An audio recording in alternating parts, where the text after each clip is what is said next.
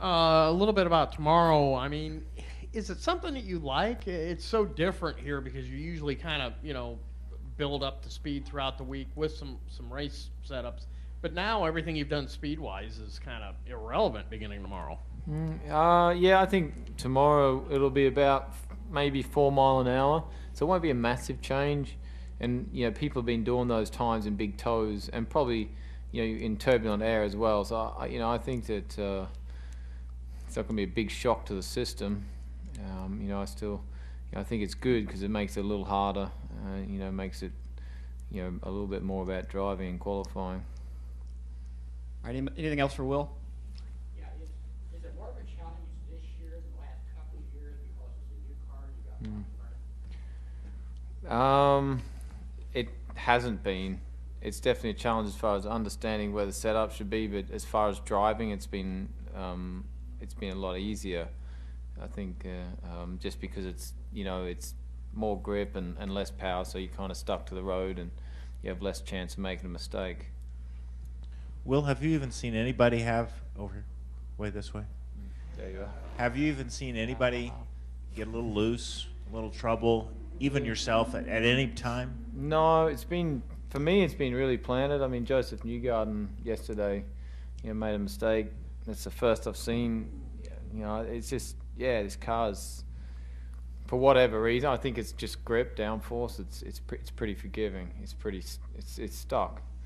But if you're in a big draft, you definitely lose grip, and you'll be lifting in the race, and there'll be good racing. It'll be once it's all said and done, it'll be similar to last year.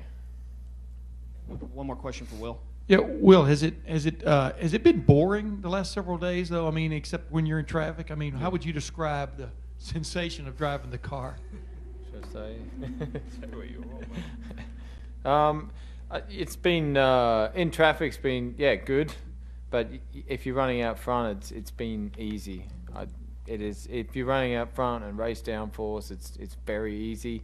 If you're running in the pack, there's just a big difference between running by yourself and running in traffic with this car because it punches such a big hole.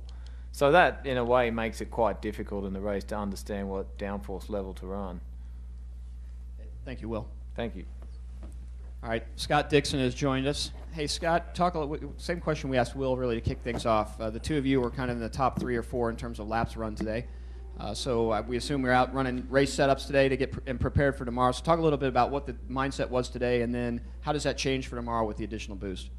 Yeah, I think we've been concentrating on race, which I think is pretty standard for most people. I think last year whenever you went to new tires, you sort of had the inkling to try and do a qual sim maybe on the first 4 laps of the tires and then put the downforce back in it. We haven't really done that this year just to try and get a handle on it. It seems like the car's quite finicky. You roll out sometimes and go a mile an hour slower, and then you kind of go out 20 minutes later and it picks up the speed again. So it's kind of some changes are hard to read. Feeling has been a little difficult because sort of as Will touched on, I think by yourself, the car has a lot of grip.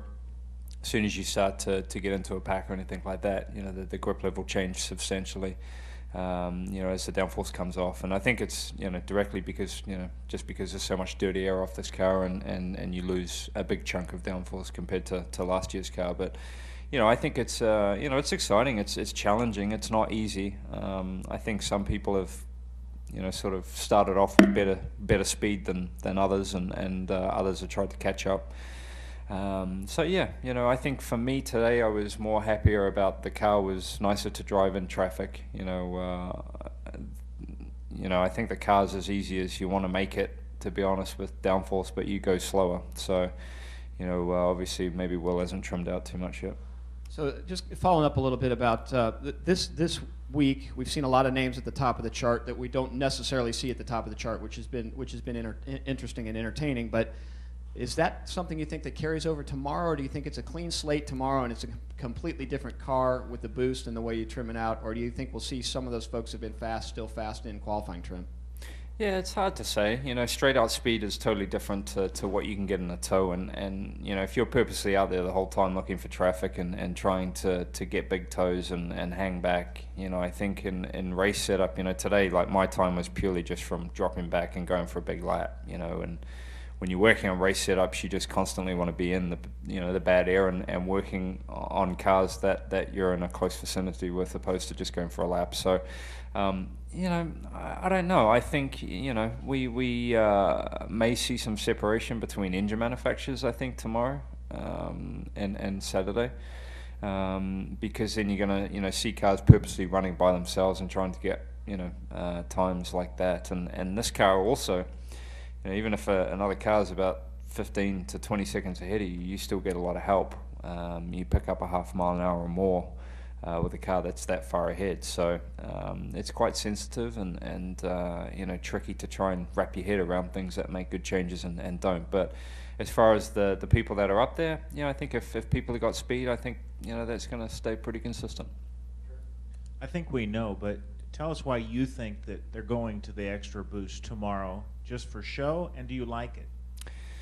I'm not sure it's necessary. For us that are driving around, I don't think it's